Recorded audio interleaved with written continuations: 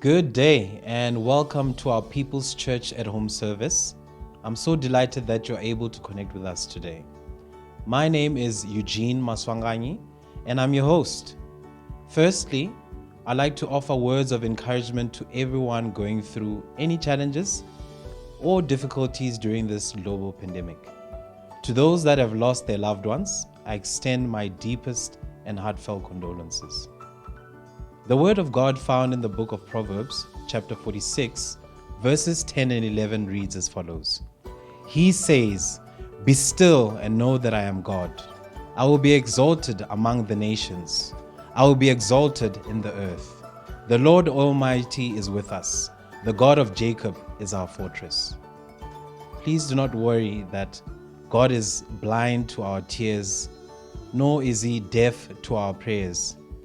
He will never be silent to our pain, and He sees and hears, and He will deliver us.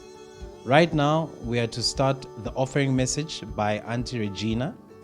Shortly afterwards, Pastor Mondli Cele will then begin with today's sermon.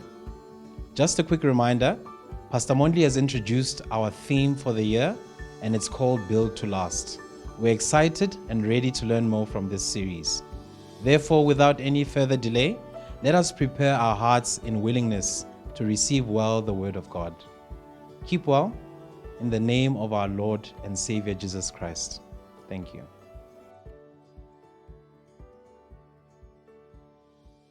Good morning, family. I trust that God Almighty has been keeping you safe. Even if you are lying in hospital or you have a loved one that is sick, but we believe that God is the Lord of everything. The offering message this morning is just an encouragement to all of us. As I was reading the Bible in 1 year, the words from Exodus chapter 3 verse 4 to 17 really encouraged me. I hope you too will be encouraged. When the Lord saw that he had gone over to look, God called him from within the bush, "Moses, Moses." And Moses said, "Here I am." Then he said, "I am the God of your father, the God of Abraham, the God of Isaac, and the God of Jacob." At this, Moses hid his face because he was afraid to look at God. The Lord said, "I have indeed seen the misery of my people in Egypt. I have heard them crying out because of their slave drivers, and I am concerned about their suffering." And in Exodus chapter 3 verse 17, the word of the Lord says, "I have promised to bring you up out of your misery in Egypt, into the land of the Canaanites, of the Hittites, of the Amorites, of the Perizzites, and the Hivitites, and the Jebusites, a land flowing with milk and honey." What is most encouraging from these verses is that the first thing is that our God stays the same throughout the ages. He says to Moses, "I am the God of your father, the God of Abraham and the God of Isaac, the God of Jacob." And in Hebrews, we are told, Hebrews chapter 13 verse 8, we are told that Jesus Christ is the same yesterday and today and forever, which means that the circumstances we are going through do not change who He is. He is not, number two, He's not far removed from our struggles. No matter the situation may be, He hears, He sees, and He is concerned. The third thing is that He promises to deliver us out of our trouble. The words, "and it came to pass," appear when I researched 396 times in the Bible, meaning that no situation is permanent. Even the corona, with all its devastating effects, did not come to stay. It too will come to pass. We may ask ourselves, "Lord, for how long will this continue?" But our God is faithful. Our Heavenly Father is faithful. He promised to bring the Israelites out of their misery, and He did in our today's reading. The Israelites spent about 430 years in Egypt as slaves, but God, in His wisdom and His appointed time, showed up. Our sorrows may linger, or they may not, but be rest assured that His deliverance will certainly come. Meanwhile, what should we do? We keep looking to God. He is our first and our last resort. We keep trusting Him, calling on Him when we are afraid, for God is our refuge and our strength. We keep loving one another as Christ loved us.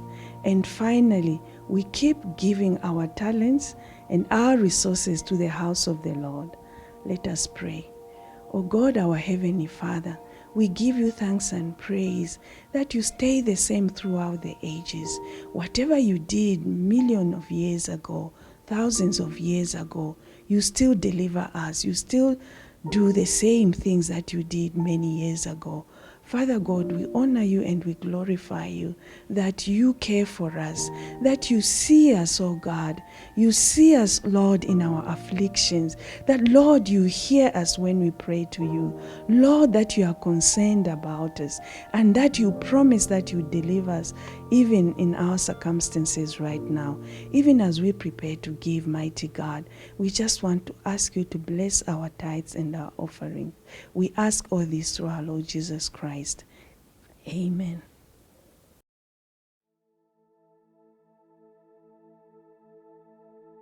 Good morning, church. Today, on the first Sunday of February, we are going to have communion, as it is custom within our household or within our family to have communion in the first Sunday of each month. Now, we need to remember this. Communion was instituted or was started by Christ Himself when, before His death, He came together with His disciples and they had dinner, which is something we call the Last Supper. As I was preparing for this today, I realized something, that quite often when we do communion, we want to have it as something that is very somber, something that is very, very serious. We want to spiritualize it. I'm not saying it should not be spiritualized, we should. But however, it is important that we realize that this is about communion. This is about children of God coming together to do life together. Some people don't do communion like we do. Some people do braais. Some people invite one another to have their poikikos. And some have a lot of different other things. Some, in fact, come together to drink beer, to drink alcohol and get drunk. That is their form of communion. So for us as children of God, our communion should have a better meaning, because this communion is not only about engaging in eating and drinking, but it is intended for us to remember the words or the teachings and instructions of Christ, who said we must do this in memory or in remembrance of Him. However, it is very important, we need to be very careful as believers that as we do this in the church of the 21st century, we must avoid being like the church of Corinth that actually made Paul feel very sad, because in their coming together, if you read the 11th chapter, Paul says in their coming together, they come together to boast, not because they want to commune or to fellowship with one another. But he says, as we commune, we need to do this in remembrance of Christ. We must not do this to boast. As we say in our lingo, we say to shine. This is about remembering Christ. This is about remembering His death and the fact that when He shared with His apostles when he shared with those people, he was saying to them, "Take this and eat it. This is my body." And he gave them the chalice to drink from. And he said, "Drink this. This is a representation of my blood." So it is important, children of God, that when we commune, when we fellowship, when we eat and drink, we need to realize that it is intended to make us remember the death as well as the resurrection of Christ. We need to remember his body that was battered for us. We need to remember his blood that was shed for us for the forgiveness of our sins. So family, as we partake in Holy Communion, let us remember Christ. Let us remember that it is about fellowship. It is not about drinking to get drunk. It is not about showing off to other people that we have better or that we can do better. The Lord bless you and the Lord keep you. And may the Lord open our eyes so that we understand what true communion, what true remembrance of Christ is. God bless you.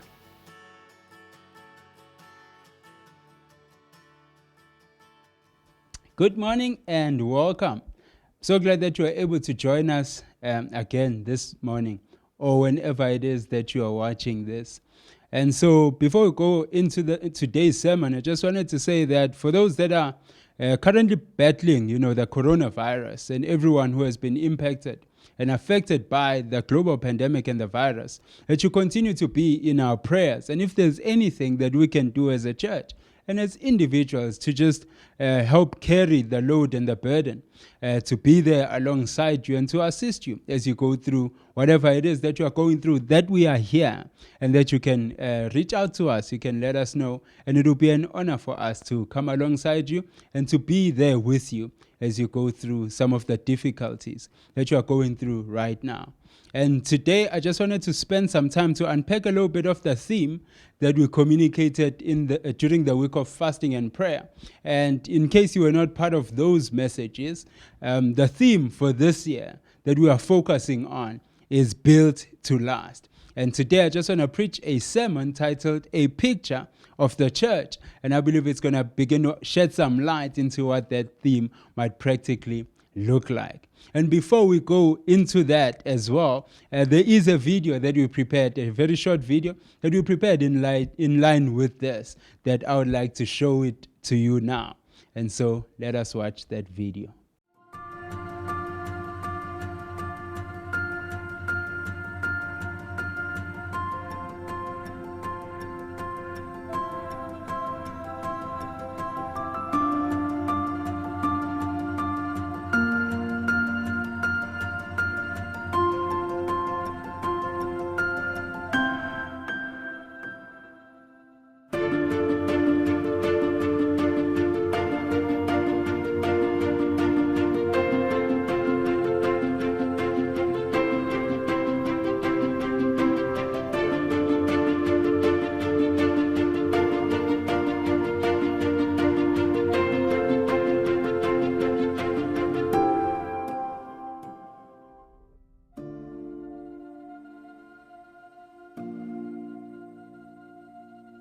California's Bobcat fire exploding in size. Firefighters desperately working to save homes from the Bobcat fire near Los Angeles. The ring of fire around Sydney is as angry and as frightening as we've seen. Over 2 million acres have burned here in California. In Beirut, Lebanon, a massive explosion has torn through the Lebanese capital, Beirut, killing at least 70 people and injuring more than 3,700. Cyclone Eloise displaced thousands as it moved through the region. It affected South Africa, Botswana, Zimbabwe, and Eswatini, but Mozambique was the hardest hit. George Floyd repeatedly told the officers that he could not breathe.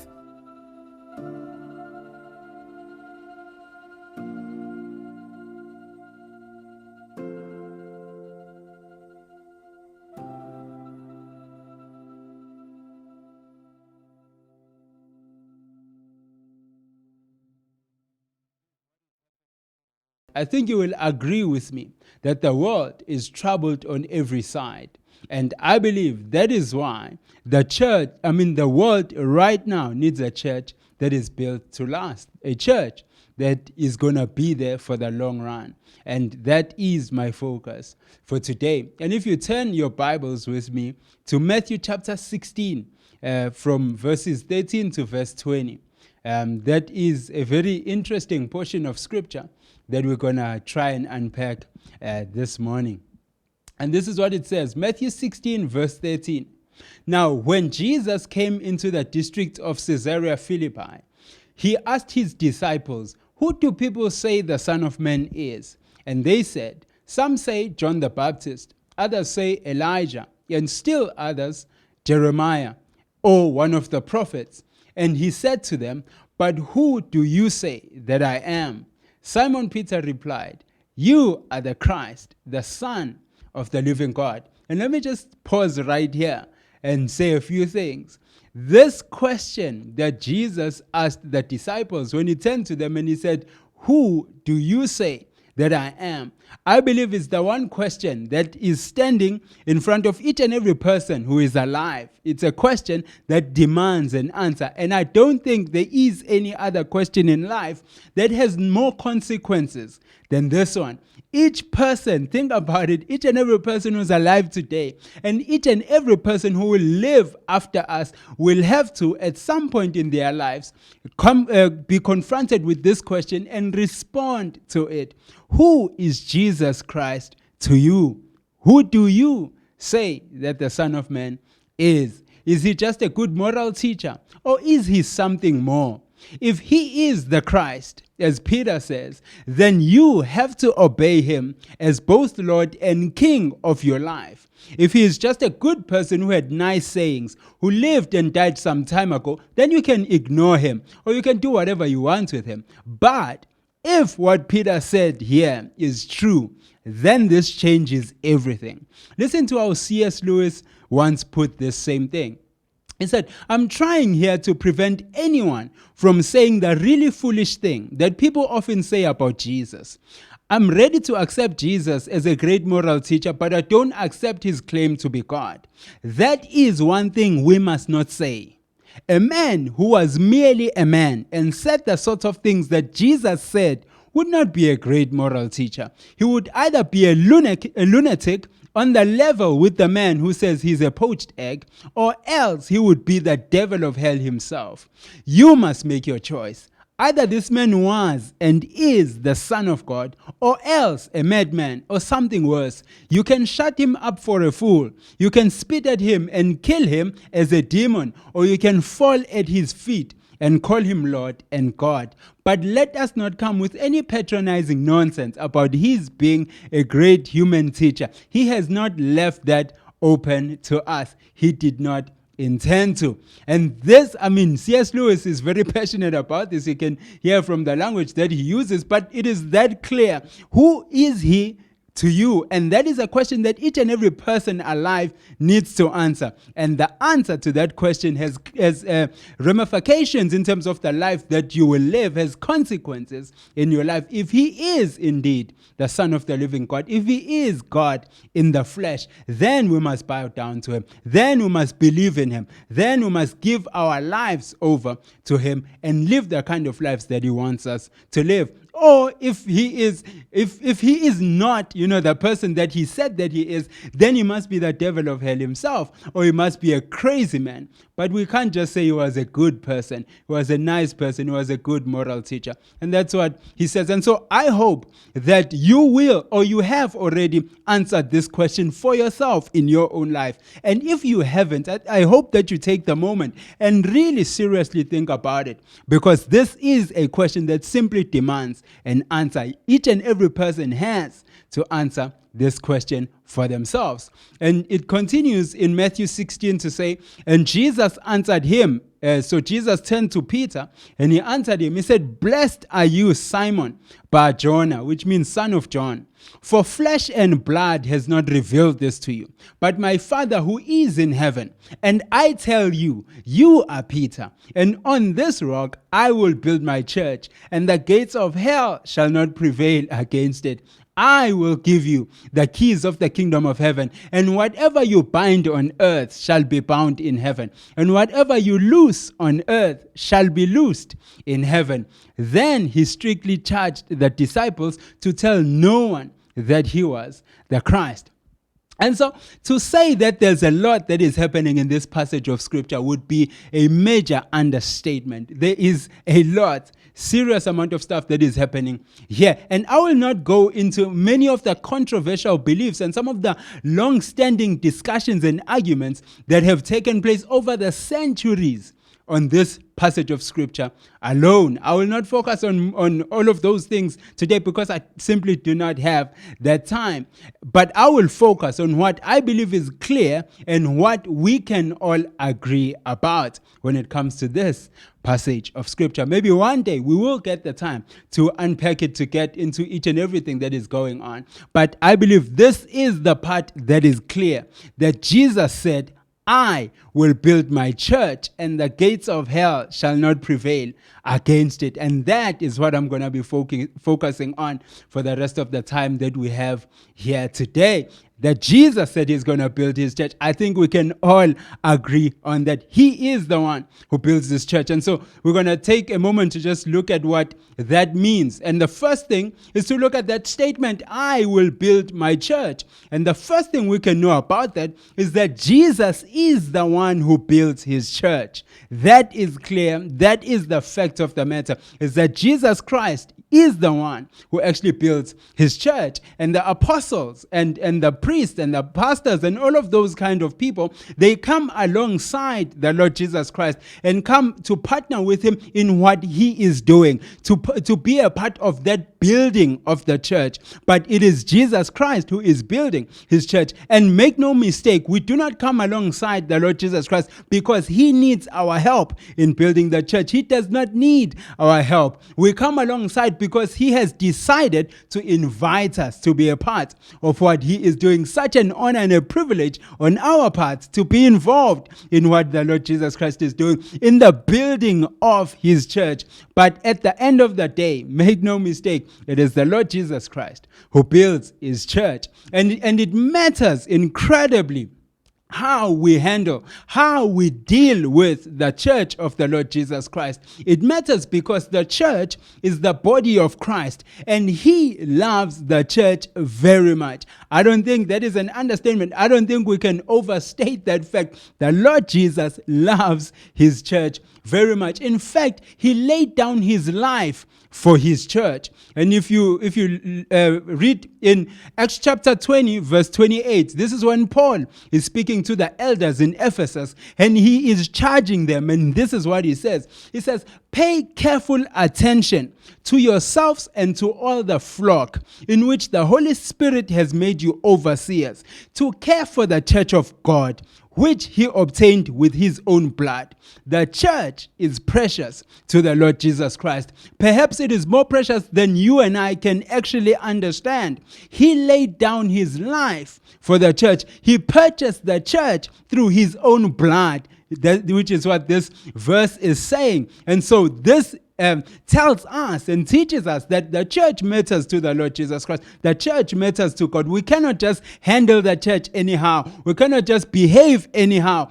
in the church, especially those that are that have been given responsibility to care for the flock. They cannot just do anyhow because it matters very much how we behave, how we handle, how we deal with the church of the Lord Jesus Christ, because it is precious to him. He loves it. He paid a huge price, a high price, to purchase the church and to give birth to the church. And the second thing that we can know is that the church belongs to Jesus Christ, as that verse in Acts 20 also tells us, that he is the one who purchased it. He brought it, through his own blood, through the shedding of his own blood. The church belongs to the Lord Jesus Christ, and he is the one who builds the church. The second thing that the Lord Jesus says is that, and the gates of hell shall not be able to prevail against it. This is just one of those things that there's been lots of arguments and discussions over the centuries about what does the Lord Jesus actually mean here.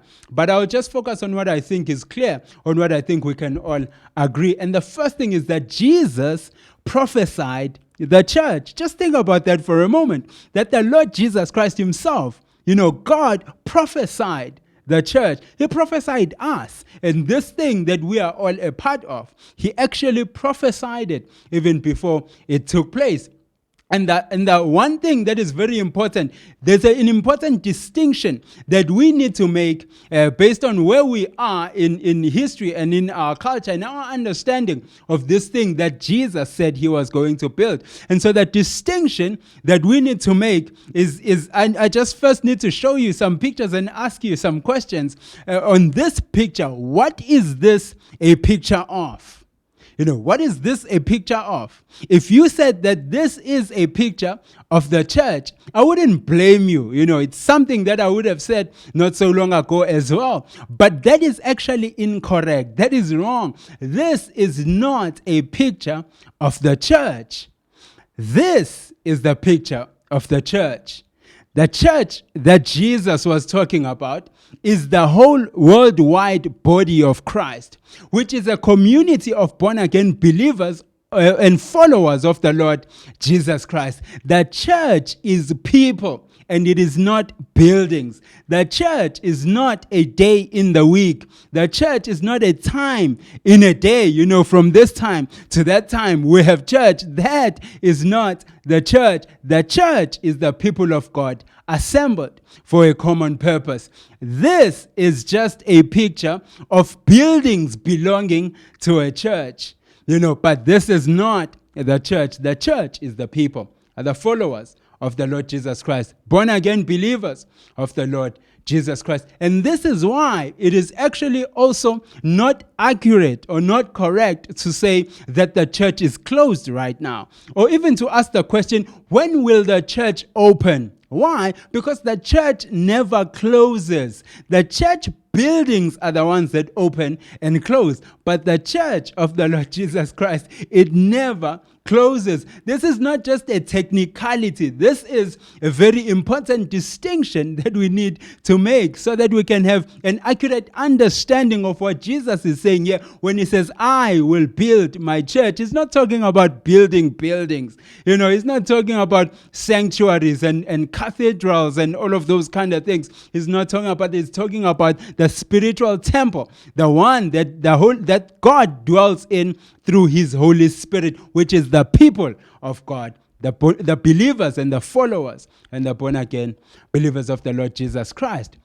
And so, while having said all of that, it is true that the church has had to look a little bit differently now than it used to before. We have had to make some adjustments to our normal weekly gatherings and programs. Why? In order so that we may be more relevant to the times that we are living in. It's just a practicality and a necessity because of the pandemic that we are living in. But I can assure you that the church of the Lord Jesus Christ is alive and well. The church of the Lord Jesus Christ is growing and spreading and thriving even during these times. Does the church look a little bit differently now? Of course it does. Yes. But is the church on the brink of extinction?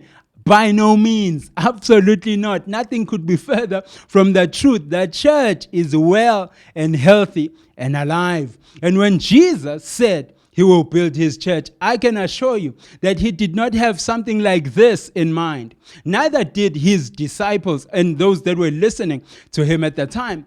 I believe when Jesus said, I will build my church, he had something more like this in mind. If you go to Acts chapter 2, verses 44 to 47, I like this portion because for me, it's almost like a snapshot of the church that Jesus said he is going to build, the church that Jesus shed his blood for, the church that he purchased with his own life. I believe this is just a snapshot of that kind of church. If you read Acts chapter 2, verse 44 to 47, it says, "And all who believed were together and had all things in common.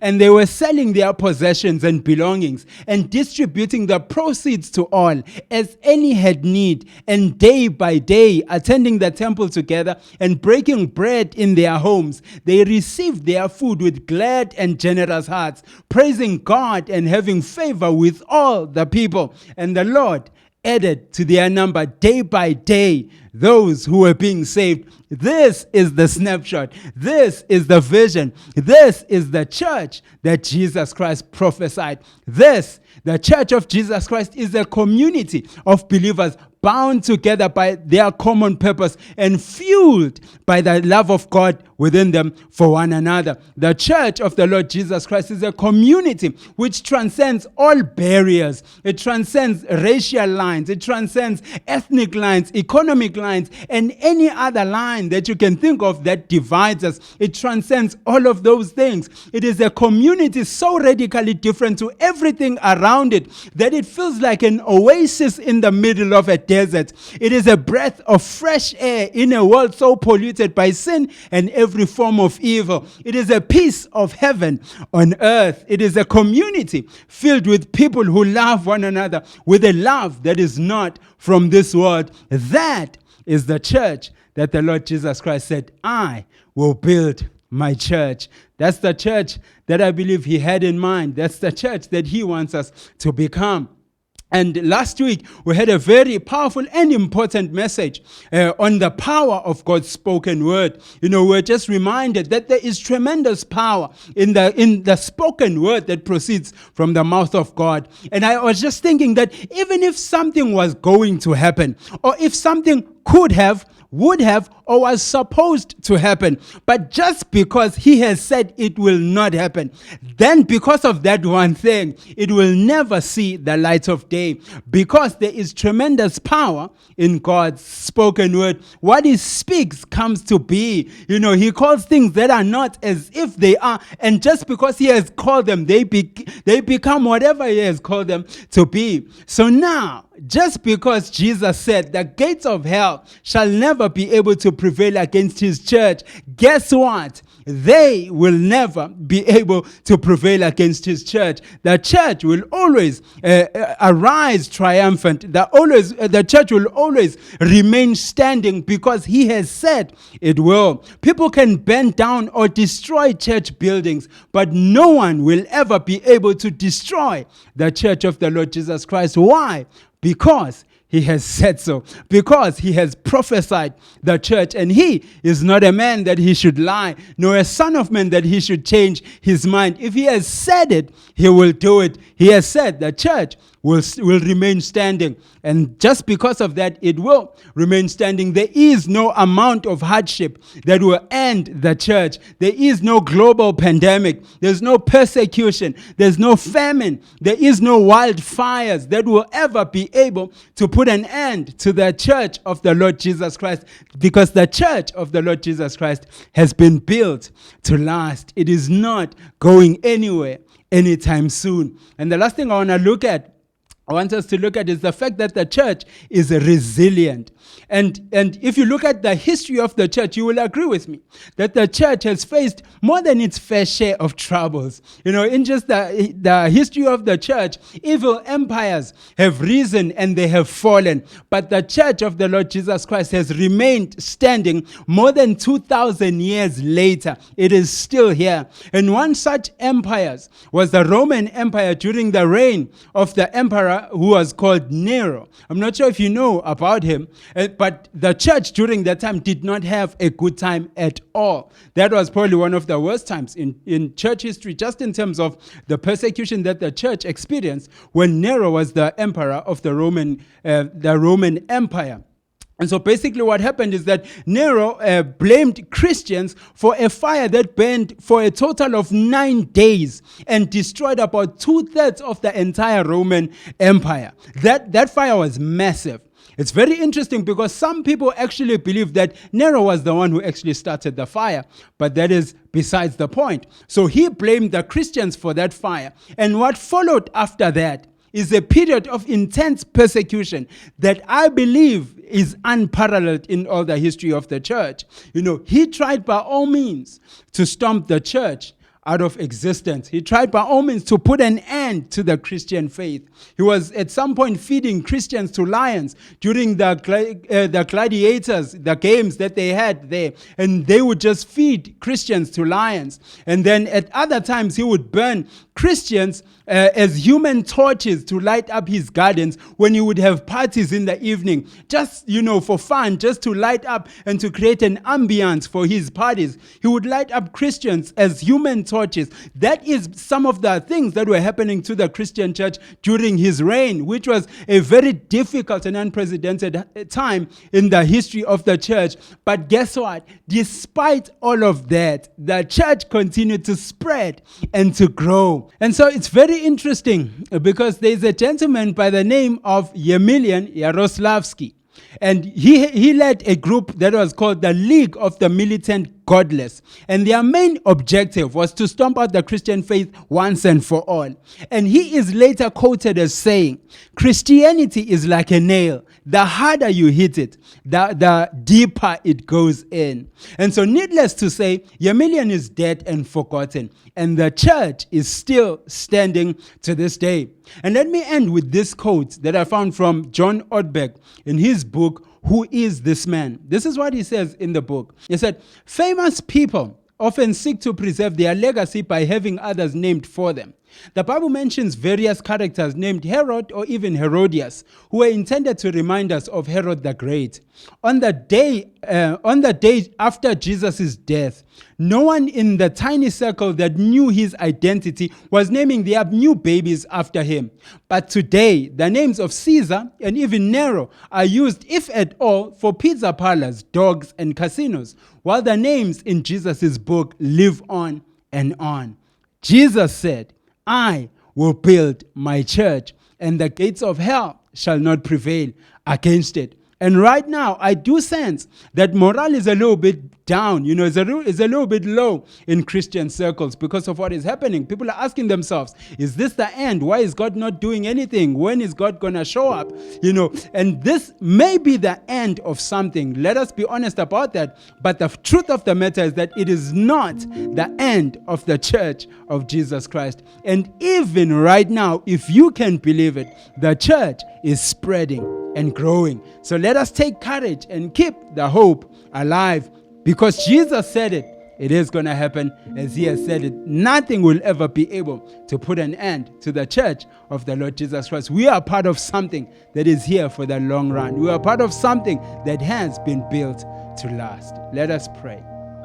Heavenly Father, we thank you so much, Lord, for the privilege of making us part of your church and making us part of what you are doing here on earth. Father, we thank you that we are part of something, Lord God, that has been prophesied by you yourself. And just because you prophesied it, it is going to happen just as you said it will. The church is not going anywhere. The church is going to outlast everything in all of creation. Nothing is going to be able to put an end to your church. And it is such an honor and a privilege to be a part of that and to be a part of what you are doing. We thank you, Lord God, that even right now, even though we may not see it, that you are at work in the world, that your church is growing, that your church is spreading, that your church is changing the world from the inside out, that your church is that salt that you sprinkled into the whole world so that you can preserve the world, so that you can change the world, so that you can bring out the flavors that you have put in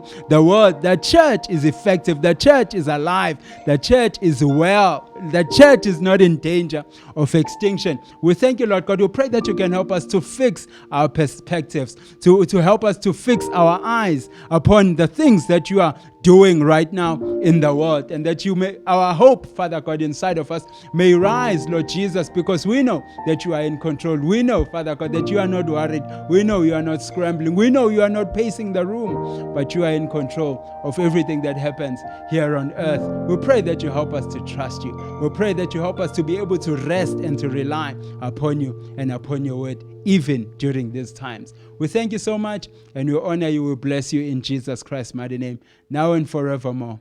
Amen. Amen. Take care, and God bless you. Thank you very much, Pastor Monley, for today's teaching. That was a life-changing message. Let us remain encouraged, knowing that through prayer, the Holy Spirit can transform our lives. Let us remember that when God's people seek His face and not His hand, with a broken and repentant spirit, God will hear from heaven and heal our lives. He will heal our churches, our communities, our nation, and world at large. May our Lord's peace be with you. Wishing you all a highly favored and productive week ahead. God bless.